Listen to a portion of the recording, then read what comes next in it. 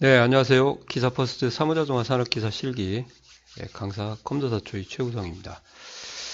자, 이제 엑셀 세 번째 강의로 들어왔습니다. 자, 세 번째 강의에서는 이제 수직 개론 그리고 기본 함수를 좀 해드릴 거예요. 이 부분이 이제 좀 다소 어렵습니다. 그래서 이 부분은 앞에 부분에 비해서 좀 복습을 해주셔야 되고요. 그리고 수식에서 기본 함수를 잘해야 되는 이유가 물론 엑셀에서만 뭐 시험이 나오는 것만 하면 된다고 그렇게 생각을 하실지 모르겠는데 이 기본 함수가 나중에 액세스로도 가요. 아시겠어요? 액세스 갔을 때는 제가 별도로 함수를 설명을 안 드립니다. 단지 차이만 말씀을 드릴 거거든요. 이해가시나요? 그런 부분을 좀 챙겨놓고 작업을 하셨으면 좋겠어요. 예. 자, 다시 한번 말씀드리겠습니다. 기본 함수를 잘해야 되는 이유는 어디 가서도 이게 쓴다고요? 액세스에 가서도 이 함수를 쓰기 때문에 액세스를 위해서라도 좀 공부를 한다. 액세스에 가면은 이제 함수 자세히 설명 안 합니다. 단지 엑셀과의 차이만 이제 부각을 시키고 넘어갈 거거든요. 그죠? 자, 그러면 이제 본격적으로 시작을 하도록 하겠습니다. 자, 수직 개론. 수식의 약속, 엑셀과의 약속이고 저랑 약속은 아닙니다. 자, 수식의 약속 첫 번째, 수식은 이퀄로 시작을 하더라. 이렇게요. 뭐 플러스로 시작을 하셔도 돼요. 플러스로 시작을 해도 결국 는이 붙거든요. 이퀄이. 그래서 키패드에 이제 이퀄이 없기 때문에 아마 그걸 넣어주지 않았을까 생각을 해보는데요. 여하튼 이퀄로 시작하면 수식이다. 그리고 수식을 문자에 직접 입력할 때는 반드시 큰 따옴표 처리를 한다. 이게 이제 중요하거든요. 그러니까 저희가 그냥 OA라고 이렇게 딱 입력을 하게 되면 이건 값이죠. 근데 OA를 이렇게 입력을 했어요. 이 수식이거든요. 그죠? 이렇게 하면 이제 에러가 나오죠. 네임 오류라고. 그러기 때문에 이제 조심하셔야 됩니다. 이렇게 큰 따옴표 이렇게 하면 에러가 나더라. 그래서 이렇게 보여드린 거고. 또 구분하셔야 돼요. 그냥 오에 있으면 그건 값이죠. 수식 아닙니다. 아시겠어요? 그런 부분 챙겨두시고 그 다음에 뭐 높아심에서 하나 말씀드리면 셀에는 결과값을 표시하고 그 다음에 수식 입력줄에는 이렇게 수식을 표시하더라. 이렇게. 자, 근데 이제 잘 보세요. 가끔 하시다가 알고 누른 거는 아닐 것 같아요. 모르고 눌러서 셀에도 결과값이 표시가 되는 게 아니라 수식이 표시될 수도 있어요. 컨트롤하고 물결을 누르시면은 1번 왼쪽 키 옆에 있죠. 이렇게 컨트롤 물결 이렇게 누르게 되면 셀에 수식이 표시됩니다. 한번 눌러 보실까요? 이렇게 저는 이제 확대 축소를 해놔 가지고 그래서 이렇게 보이게 되면은 다시 컨트롤 물결을 한 번 더 눌러 주시면은 제대로 보여지니까 당황하지 마시고 컨트롤 물결 원래 셀 서식 단축키가 컨트롤 1이거든요. 그 컨트롤 2를 누르다가 잘못 눌러서 컨트롤 물결을 누르시는 분들이 있더라고요. 그래서 그거 한번 좀 챙겨 놓으시면 좋을 것 같습니다. 그 다음에 이제 세 번째가 좀 중요한데요. 가능한 한 피연산자나 함수의 인수에는 값보다는 셀 참조 주소를 쓰자. 이렇게. 그러니까 예를 들어서 지금 판매 금액은 단가하고 수량을 곱해서 계산하라 되어 있는데 어떤 분들은 이렇게 계산하신 분이 있어요. 25000 곱하기 이제 나중에 배웁니다. 이게 곱하기인데요. 아스테리크가 이렇게 하시면도 물론 값은 나오지만 이렇게 하신 분들은 어떻게 해야 돼요? 매번 수식을 따로따로 입력을 해야 되거든요. 근데 이렇게 하신 분들은 좋다 이거죠. 단가 마우스로 찍고 는 하신 다음에 곱하기 판매 수량 이렇게 하시면 이게 이제 셀 참조에 연산을 당한다 그래서 얘들을 우리가 피연산자라 그렇게 얘기를 하거든요. 연산자의 값을 사용했고요. 셀 주소를 사용했다. 그것을 이제 수식이 셀을 참조한다. 그렇게 얘기를 합니다. 그래서 일단 이렇게 이해를 하시면 좋을 것 같아요. 이게 이거보다 좋더라. 앞으로 이건 거의 안 쓸 거다. 이해 가시나요? 이렇게 하시면 될 것 같아요. 그 이유는 또 뒤에서 다시 한번 그래서 피연산자, 연산을 당하는 애가 이렇게 셀 주소를 쓰자. 그렇게 좀 알아두시면 될 것 같아요. 그 다음에 이제 수식의 종류에는 산술연산자가 더하기, 빼기, 곱하기, 나누기가 있고요. 그 다음에 결과는 반드시 숫자 값의 형태로 나오겠죠. 비교연산자, 요거 중요하죠. 이상, 이렇게 초과, 이하, 미만, 작다, 같다, 같지 않다.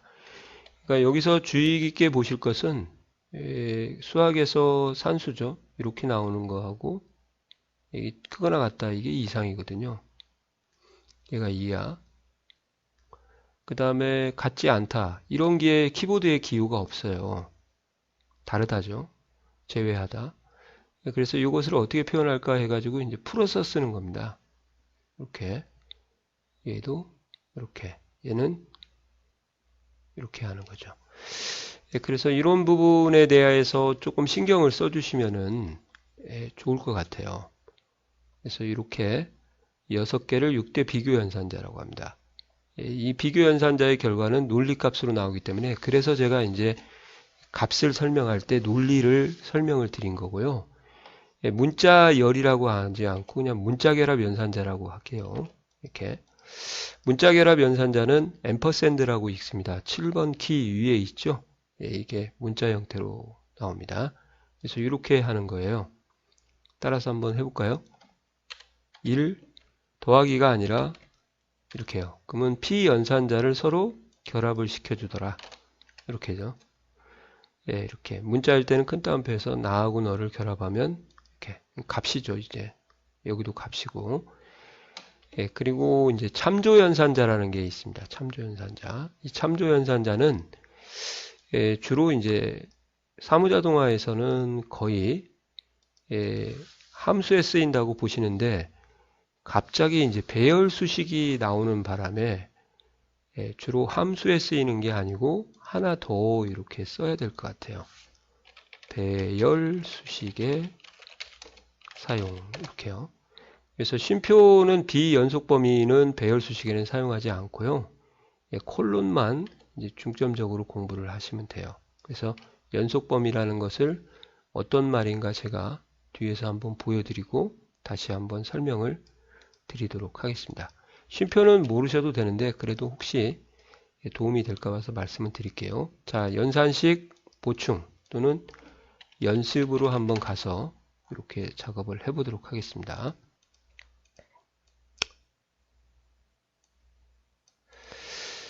자, 산술연산자죠. 2하고 1을 더하라 그러면 뭐 이런 식으로 표현해라. 그죠? 그리고 나머지는 수식을 복사하는데 이따 말씀 더 드릴 거예요.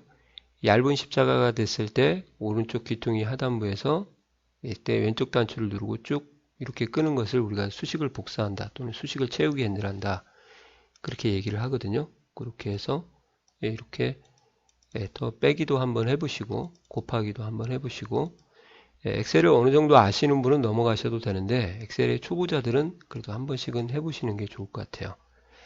그 다음에 비교연산자 이상, 초과, 이하, 미만. 초과는 우리말로 크다. 미만은 우리말로 작다, 같다, 같지 않다, 다르다, 제외하다. 그렇게 해서 이렇게 하는 거예요. A10이 B10보다 크거나 같다. 근데 이제 날짜에서는요, 주의할 게 뭐냐면 날짜 데이터에서는 이상이라는 말을 안 씁니다. 예를 들어서 7월 5일 이후에 보자 이렇게 얘기를 하죠. 이전에 보자. 그래서 이전은 그날을 포함해서 날짜가 작아지기 때문에 이하하고 똑같고요. 이후는 그날을 포함해서 날짜가 커지기 때문에 이상을 쓰는 겁니다. 그래서 날짜에는 이후하고 이전이라는 표현이 오면 당황하지 말고 이상과 이하라는 연산자를 쓰자. 그 다음에 문자결합 연산자는 보시면 이렇게 나하고 너를 합쳐서 또 우리라는 단어를 또 합칠 수도 있어요. 이렇게 연산자 주위에 피연산자 두 개 이렇게 뭐 이 원리는 크게 뭐 당황하지 마시고 이렇게 하시면 되죠. 1 더하기 2 더하기 3 이거하고 거의 같은 개념이라고 보시면 돼요. 그래서 피연산자가 3개가 오더라도 당황하지 마시고 나, 너, 우리 없는 단어는 이제 큰 따옴표로 직접 입력을 하자. 근데 나 더하기 너는 안 되겠죠. 당연히 이건. 그죠? 그래서 산술연산자는 피연산자가 숫자로 오고요. 비교연산자는 피연산자가 숫자가 와도 되고요. 문자하고도 대소 비교를 할 수가 있습니다. 근데 이제 그런 게 의미가 없어서 잘 안 쓰지만은 만약에 여기다가 하나를 제가 삽입을 해서 하나 이거 넣어줘야겠다.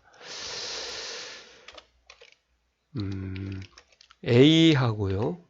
그 다음에 Z 두 개를 이렇게 비교를 한번 해보도록 하겠습니다. 삽입해서 가하고 하. 이제 이게 문자하고도 대소 비교가 되는 이유는요.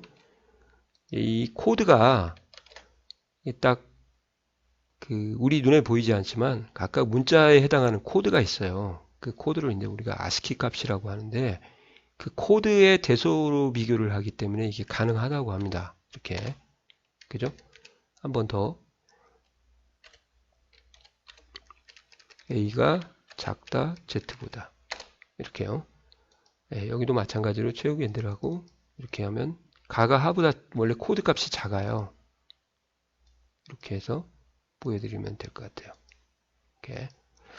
그래서 이제 이렇게 해서 얘를 딱 보이고 이렇게 하면 이제 조금 도움이 좀 되실 것 같아요. 이것만 여기 갖다가 그대로 서식만 복사를 하시면 될 것 같습니다. 자, 이렇게 하는 거 좀 아시겠습니까? 요거요.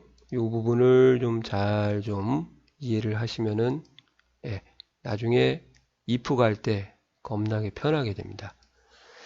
대신에 이런 건 아셔야겠죠. 문자하고 문자끼리는 비교가 돼도 문자하고 숫자끼리는 대소 비교가 안 됩니다. 예를 들어서 이런 건 허무맹랑하다는 거죠. 가가 100보다 크다. 이건 의미가 없는 거예요. true가 나오든 false가 나오든 얘는 일단 안 된다는 거예요. 그러니까 문자하고 문자는 대소 비교가 안 되니까 어떻게 보면 피연산자 형식이 반드시 동일해야 된다. 뭐 이렇게 이해하시면 좋을 것 같아요. 비교연산자는 몇 가지 하나 더 써드릴까요? 이렇게 해서 자, 죄송합니다. 이렇게 좀 설명할 게 많아서 또 추가를 좀 했습니다. 피연산자는 형식이 반드시 동일하다. 문자결합 연산자도 말씀을 드렸고 그 다음에 문자결합 연산자를 이해를 못 하실 것 같아서 제가 이런 샘플을 한번 들어봤어요. 이렇게 전북 전주시 덕진구 금암동인데 요것들을 따로따로 연결을 시켜야 될 때 그때 이런 수식들을 써주시면은 이게 되는 거죠. 이렇게 한번 써볼까요? 이렇게 너 찍고 앰퍼샌드 찍고 앰퍼샌드 찍고 앰퍼샌드 이렇게 하면 이제 하나의 덩어리가 되는 거죠. 가끔 이렇게만 알려드리면 또 이제 띄어쓰기를 어떻게 해요? 또 물어보시는 분들이 있어요. 띄어쓰기는 여기에다가 스페이스바를 뭐 50번 눌러도 의미가 없습니다. 안 돼요. 연산자하고 셀 주소 사이에는 띄어쓰기가 의미가 없거든요. 보기 좋게 해주려고 여기도 띈 거고 그래서 어떻게 띱니까? 그러면 큰 따옴표를 열고 스페이스바를 한번 누르는 거예요. 이렇게 두 번 띄려면 두 번 누르시고 그래서 스페이스바를 눌러도 그것도 문자가 되는구나. 그렇게 이해하시면 좋을 것 같습니다. 여기서도 이제 제 이름과 휴대폰 번호를 결합을 시키는데 한 칸 띄어야 되잖아요. 그럴 때 이런 식으로 해주는 걸 좀 연습을 하시면 어떨까 싶네요. 그리고 중간에 이 콜론을 좀 집어넣고 싶다 그러면 이런 식으로 띄어쓰기 콜론 기울어지면 좀 헷갈릴 것 같으니까 이렇게 하시게요. 이렇게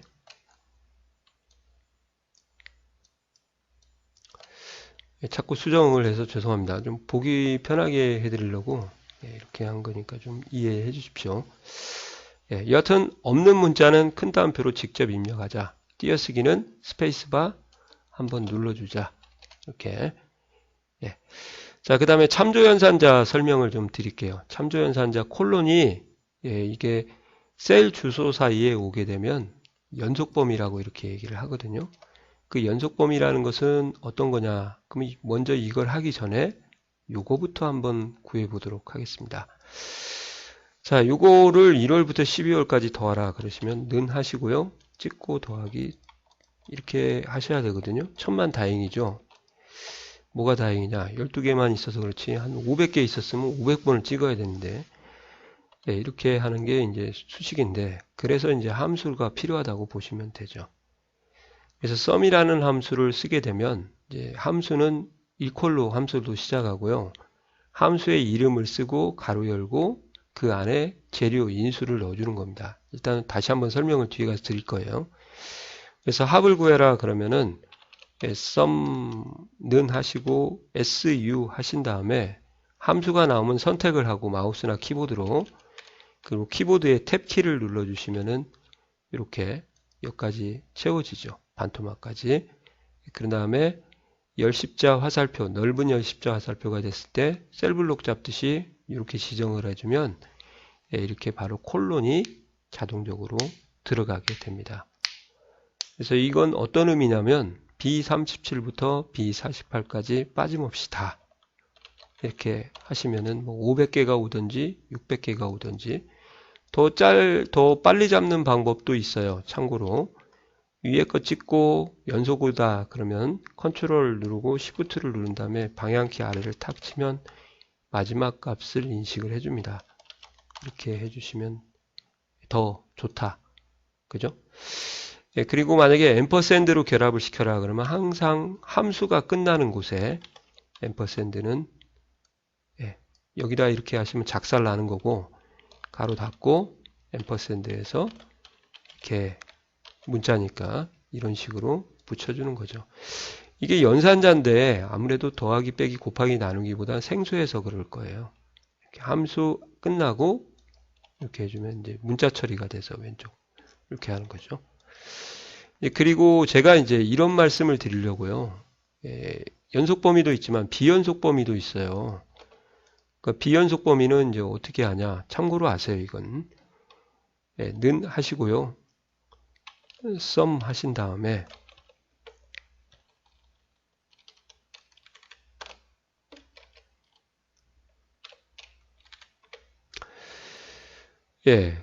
이 홀수월만 더하겠다 그러면 찍고 쉼표를 눌러주는 거예요. 이렇게. 옛날에는 이렇게 무식하게 보고 찍어서 그 합격하신 분도 있었어요. 모 사이트에서 이걸 좀 알려주시더라고. 근데 이렇게 하는 것 때문에 지금 이제 함수가 이렇게 복잡해진 거예요. 이렇게 하지 말라고. 이렇게 편법으로 하시면 이제 안 되고요. 이제 그렇게 편법으로 할 때는 나중에 검토하실 때 따로 쓰지 말고 누르고 컨트롤 이렇게 누르면 떨어진 범위잖아요. 그러면 약식 계산이 나오니까 이렇게 이걸 보고 아 내가 제대로 구한 거구나 그렇게 이해하시면 되겠습니다. 자 어느 정도 좀 감이 잡히세요? 이렇게 자 그럼 다시 넘어와서 여기에서 이제 하나만 더 써드리면 되겠네.